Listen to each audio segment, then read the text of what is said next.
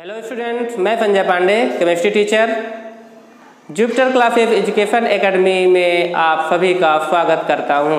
जैसा कि आप जानते हैं, पिछले वीडियो में हमने आपको शॉर्टकी डिफेक्ट और फ्रेंकल डिफेक्ट के बारे में बताया। शॉर्टकी डिफेक्ट क्या है, फ्रेंकल डिफेक्ट क्या है, इसकी डिफिनीशन, इसका एग्जाम्पल, मैं आपको इसका स्ट्रक्चर अच्छे से समझा करके मैंने आपको बताया। अब उसी के जस्ट आगे आपका आता है ब्रैग इक्वेशन, ब्रैग समीकरण। तो ब्रैग समीकरण के बारे में आपको मैं बताऊंगा। इसी में एक छोटा सा टॉपिक है आपका कोऑर्डिनेशन नंबर यानी समन्वय संख्या, और एक लास्ट टॉपिक मैं आपको इसी में ऐड करके बताऊंगा डॉपिंग के बारे में। क्योंकि क्या है कि इसमें पहला चैप्टर है और पहले चैप्टर से ऑब्जेक्टिव क्वेश्चन आना है, जिनमें से आपको छोटा से छोटा वीडियो देखने को मिलेगा, तो इसमें आपको बोरिंग महसूस नहीं होगी। नेक्स्ट जो आपका विलियन है उसमें आपका बड़ा चैप्टर है, उसमें आपको सॉल्यूशन बताएंगे, उसमें डेरिवेशन करवाएंगे, व्यंजक बताएंगे। तो जो अपना पहला चैप्टर है तो उसमें छोटा से छोटा टॉपिक आपको मैं दे रहा हूँ। चलिए स्टूडेंट्स, नोट करते हैं। ब्रैग इक्वेशन क्या है? ब्रैग इक्वेशन बहुत महत्वपूर्ण क्वेश्चन आपके AIEEE प्लस MPPT में भी एक क्वेश्चन आ चुका है कंपटीशन में। तो निश्चित रूप से ब्रैग इक्वेशन पूछता है कि ब्रैग इक्वेशन का समीकरण क्या होगा, और निश्चित रूप से 12th के बाद आप अगर कोई भी एग्जाम देंगे तो ये ब्रैग इक्वेशन पूछता ही है। होता क्या है? WL एंड WH साइंटिस्ट हैं। WL एंड WH ब्रैग ने एक ऐसी युक्ति प्रस्तुत की जिससे क्रिस्टल जालक का अध्ययन सुचारू रूप से किया गया। यानी जो क्रिस्टल जालक है, क्रिस्टल जालक का अध्ययन सुचारू रूप से किया गया।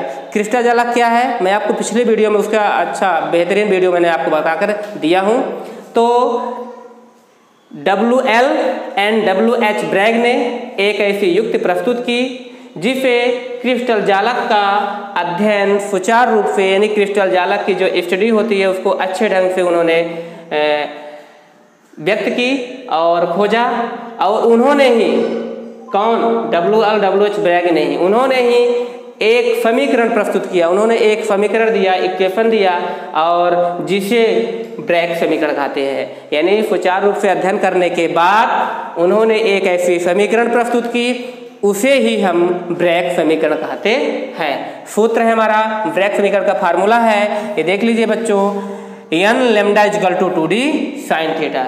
ये MSc में भी टॉपिक है। n lambda equal to 2d sine theta. क्या है n, क्या है लैम्डा, क्या है d, क्या है थीटा, मैं आपको एक एक करके डिफाइन करता हूँ। जैसे n, फिर n इक्वल टू क्या होगा?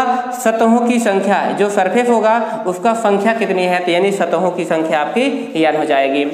लैम्डा क्या है आपका? तरंग दैर्घ्य क्या है? तो लैम्डा इक्वल टू हो जाएगा x किरणों का तरंग दैर्घ्य। इस प्रकार से जो d है, d क्या है? दो सतहों के बीच की दूरी, यानी एक सरफेस आपका यहाँ से यहाँ, तो दो सतह के बीच की जो दूरी होती है उसको हम क्या किससे जोड़ करते हैं? d से, यानी d इक्वल टू हो जाएगा दो सतहों के बीच की दूरी। और थीटा क्या होगा? आपतन कोण। तो ये रहा आपका ब्रैग समीकरण। तो बच्चों समझ में आ गया होगा। आपको अगर पुनः आपको रिवाइज करना है या पुनः आपको ध्यान देना है, नहीं बन रहा है, तो मैं पुनः एक बार बोल देता हूँ। an lambda equal to 2d sine theta. 2d sine theta इन्होंने किसने बताया? तो WL और WH ब्रैग ने एक ऐसी युक्ति प्रस्तुत की जिससे क्रिस्टल जालक का अध्ययन सुचारू रूप से किया गया। उन्होंने ही एक ऐसी युक्ति प्रस्तुत की जिसे ब्रैग समीकरण कहते हैं, और फार्मूला हो जाएगा n lambda equal to 2d sine theta. n क्या है, d क्या है, लैम्डा क्या है, थीटा क्या है, मैं आपको बता दिया। नेक्स्ट आता है आपका कोऑर्डिनेशन नंबर, यानी उप समन्वयन संख्या। कोऑर्डिनेशन नंबर को क्या बोलते हैं हिंदी से? समन्वयन संख्या। चलिए इसको हम अच्छे से बताते हैं डिफिनीशन। पिछली वीडियो में भी थोड़ा समन्वय संख्या के बारे में आया था, शॉर्टकी डिफेक्ट और फ्रेंकल डिफेक्ट में। शॉर्टकी डिफेक्ट में तो पूछा गया था कि उच्च समन्वय संख्या होगी तो शॉर्टकी डिफेक्ट, अगर निम्न समन्वय संख्या होगी तो फ्रेंकल डिफेक्ट। तो यहाँ पे समन्वय संख्या पॉइंट टॉपिक आया है, उस टॉपिक के बारे में आपको डिफाइन करते हैं। क्या है समन्वय संख्या? किसी आयन के चारों ओर, कोई आयन है, उस आयन के चारों ओर उपस्थित विपरीत आवेश, यानी उसी के जस्ट अपोजिट होना चाहिए। उपस्थित विपरीत आवेश वाले आयनों की संख्या को समन्वय संख्या अथवा कोऑर्डिनेशन नंबर कहते हैं। किसी आयन, बच्चों कॉपी में नोट कर लीजिएगा, बहुत महत्वपूर्ण पॉइंट है, पेपर में निश्चित रूप से पूछा जाता है, यहाँ पे घुमा फिरा के क्वेश्चन पूछता है यहाँ। तो क्या होगा समन्वय संख्या? किसी आयन के चारों ओर उपस्थित विपरीत आवेश वाले आयनों की संख्या को समन्वय संख्या कहते हैं या कोऑर्डिनेशन नंबर कहते हैं। देखिएगा यहाँ पे मैं आपको कुछ एग्जाम्पल दूंगा, उस एग्जाम्पल के बारे में आपको समन्वय संख्या के बारे में बताना चाहूँगा। जैसे यहाँ पे थोड़ा देखिएगा क्या लिखा हुआ है, मेन पॉइंट लिखा है, स्टार पॉइंट बना हुआ है। दाब प्रेशर बढ़ाने पर यानी दाब बढ़ाने पर समन्वय संख्या बढ़ती है। यदि आपको बताया जाए, पूछा जाता है कि प्रेशर बढ़ाने पर समन्वय संख्या क्या होगी, तो प्रेशर बढ़ाने पर समन्वय संख्या क्या होगी? बढ़ेगी, यानी बढ़ती है। एक क्वेश्चन पूछा जा चुका है पेपर में, दाब बढ़ाने पर समन्वय संख्या होगी, फिर इन ब्लैंक पूछा जाएगा तो क्या होगा? बढ़ती है। इसी प्रकार से दूसरा पॉइंट होता है आपका ताप, टेम्परेचर। ताप बढ़ाने पर समन्वय संख्या क्या होती है? कम होती है, यानी घटती है। टेम्परेचर बढ़ाएंगे तो कोऑर्डिनेशन नंबर कम होगी, और अगर प्रेशर बढ़ाएंगे तो कोऑर्डिनेशन नंबर बढ़ेगी। ये आपके 2 स्टार पॉइंट हो गए। इसके बाद यहाँ पे मैं आपको एग्जाम्पल देकर समझा रहा हूँ। ये लिखा हुआ है NaCl प्रकार की संरचना, मतलब NaCl की जो संरचना होगी, और इधर साइड लिखा हुआ है CFCl की संरचना। तो देखिएगा दोनों में अंतर क्या हुआ है। NaCl की जो संरचना होती है, जब उच्च दाब होगा यानी उच्च दाब यानी प्रेशर बढ़ाते हैं, तो NaCl की जो संरचना होती है प्रेशर बढ़ाने पर CFCl की संरचना में परिवर्तन हो जाता है। देखिएगा ध्यान दे करके, मतलब पहले NaCl का जो स्ट्रक्चर था, दाब बढ़ा दिया, प्रेशर बढ़ा दिया, तो NaCl के जो संरचना है, स्ट्रक्चर है, वो किसमें परिवर्तित हो गया? CFCl यानी सीजियम क्लोराइड की। तो यहाँ पे एक पॉइंट ये नोट कर लीजिएगा। दूसरा पॉइंट क्या कहता है, क्या है कि जो CFCl की स्ट्रक्चर है, ये CFCl यानी सीजियम क्लोराइड की जो स्ट्रक्चर होगा, उसको हम टेम्परेचर देंगे यानी ताप बढ़ाएंगे, तो वह किसमें परिवर्तित हो जाएगा? NaCl प्रकार की संरचना में। NaCl को दाब बढ़ाने पर CFCl की संरचना में परिवर्तन हो गया, और CFCl की जो संरचना होती है वह ताप बढ़ाने पर वह NaCl की संरचना में परिवर्तन हो जाता है। तो ये 2 परिवर्तन मैंने आपको चेंज बता दिया। अब इसमें देखिए थोड़ा सा क्या है, जब इसका स्ट्रक्चर आप बनाएंगे तो NaCl की समन्वय संख्या पूछी जाती है, तो 6 होती है, 6:6। NaCl की जो संरचना वो कोऑर्डिनेशन नंबर होगा, तो 6:6 बताना पड़ेगा आपको। और अगर CFCl की संरचना होगी तो उसका अगर कोऑर्डिनेशन नंबर पूछा जाएगा तो 8:8। इसमें 2 तरह का क्वेश्चन बनता है, मैं क्वेश्चन कर रहा हूँ, उसका जवाब भी दूंगा। पेपर में कैसे बना था, NaCl में यदि Na की समन्वय संख्या 6 है तो Cl की समन्वय संख्या क्या होगी? तो याद रखना है, जब NaCl की बात आएगी तो NaCl में Na की समन्वय संख्या अगर 6 है तो Cl की भी समन्वय संख्या कोऑर्डिनेशन नंबर 6 होगी। नोट कर लीजिएगा नोटबुक में। और इसी प्रकार से यदि CFCl में CF की समन्वय संख्या 8 है तो Cl की समन्वय संख्या या कोऑर्डिनेशन नंबर क्या होगी? तो इसको क्या करना है आपको, यदि CFCl में CF की समन्वय संख्या 8 है तो Cl की भी समन्वय संख्या 8 होगी। इसमें अनेक प्रकार क्वेश्चन पूछा जाता है, Cl के समान अर्थात 8, Cl के असमान अर्थात 8, Cl के दोनों समान अर्थात 8, इनमें से कोई नहीं। तो जो आपको आंसर सही लगेगा यानी Cl के समान अर्थात CF के समान, दोनों एक दूसरे के क्या होंगे? समान ही होंगे। और इसमें क्या होगा, NaCl का पूछता है, और कभी कभी ऐसा क्वेश्चन बनेगा, ध्यान दीजिएगा, जैसे ये लिखा है NaCl और यहाँ पे लिखा है CFCl, तो क्वेश्चन इस प्रकार बन चुका था। यदि NaCl की समन्वय संख्या 6:6 होती है तो CFCl की समन्वय संख्या क्या होगी? ये बच्चों को डाउट करने के लिए क्वेश्चन बन सकता है, बना भी था।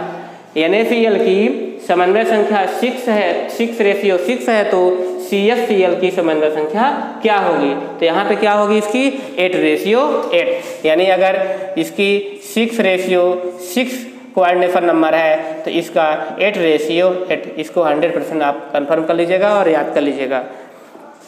नेक्स्ट आपका आता है डोपिंग।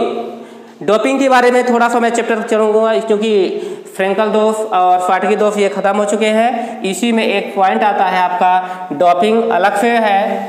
डोपिंग है क्या? तो पहले मैं आपको डोपिंग के पहले आपको इम्प्यूरिटी डिफेक्ट बताएंगे। इम्प्यूरिटी डिफेक्ट क्या होता है यानी अशुद्ध दोष क्या होता है। इम्प्यूरिटी डिफेक्ट में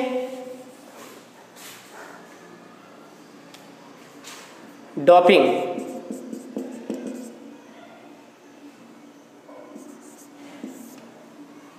यहाँ पे एक मैं आपको लॉजिक बताऊंगा।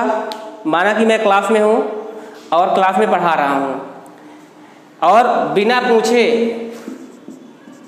बालक कोई छात्र प्रवेश कर क्लास के अंदर प्रवेश कर दिया गया, तो यानी बिना पूछे वो लोग क्लास के मेरे अंदर आ गए हैं, तो इससे यह पता चलता है कि वो नियम का पालन नहीं किए।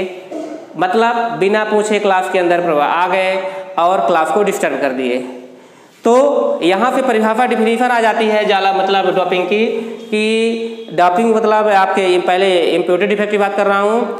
वे पदार्थ जो जालक में किसी बाह्य पदार्थ के उपस्थित होने से जो दोष उत्पन्न होता है, यानी वे पदार्थ जालक में किसी बाह्य पदार्थ के उपस्थित होने से मतलब बाहर से कोई अंदर आया तो जालक में किसी बाह्य मतलब बाहर से कोई आ रहा है, जालक में किसी बाह्य पदार्थ के उपस्थिति होने से जो दोष उत्पन्न होता है उसे अशुद्ध दोष या इम्प्यूरिटी डिफेक्ट कहते हैं। क्या बोलते हैं? Impurity defect. जब जालक में किसी बाह्य पदार्थ के उपस्थिति होने से जो दोष उत्पन्न होता है उसे अशुद्ध दोष या इम्प्यूरिटी डिफेक्ट कहते हैं।